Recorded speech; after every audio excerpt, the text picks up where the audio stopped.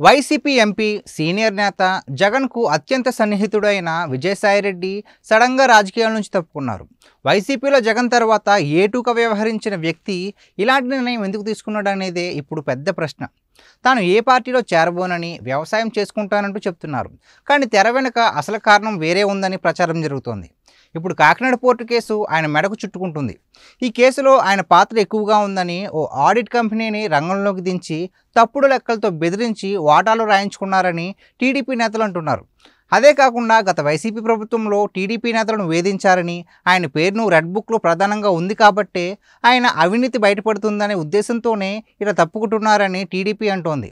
పైగా ఇప్పుడు పోర్టు కేసులో విజయసాయిరెడ్డితో పాటు ఆయన వియ్యంకుడి కుటుంబం కూడా చిక్కులో పడుతోంది. అదే కాకుండా అతిపెద్ద అరబిందో కంపెనీ కూడా కేసులు ఇరుక్కునేలా ఉందనే ఉద్దేశంతోనే ఆయన ఎలాంటి నిర్ణయం తీసుకున్నారని అంటున్నారు.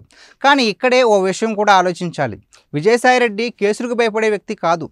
ఆయన గతంలో కూడా చాలా కేసులు ఎదుర్కొన్నారు. జైలుకు కూడా వెళ్ళి వచ్చాడు. కాబట్టి ఇలాంటి కేసులకు భయపడి ఆయన రాజకీయాలకు వదిలేశారంటే నమ్మే ప్రసక్తే లేదు. అన్నింటికీ తెగించే ఆయన వైసీపీలో జగన్ తర్వాత అంతటి స్థాయిలో రాజకీయాలు చేశారనే ప్రచారం ఉంది.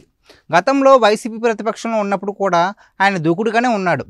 ఇవన్నీ చూస్తుంటే ఆయన ఇప్పుడు కేసులకు భయపడి రాజకీయాల నుంచి తప్పుకున్నట్లు అనిపించట్లేదు.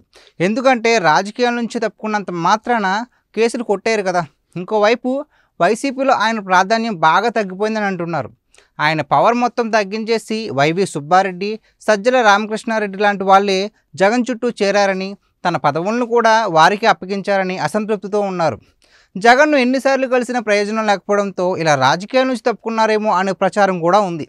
కానీ అసలు నిజం ఏంటో ఆయనకే తెలియాలి. ఒకవేళ తెలిసినా ఆయన బయట చెప్పే కారణాలు మాత్రం వేరేలాగానే ఉంటాయి.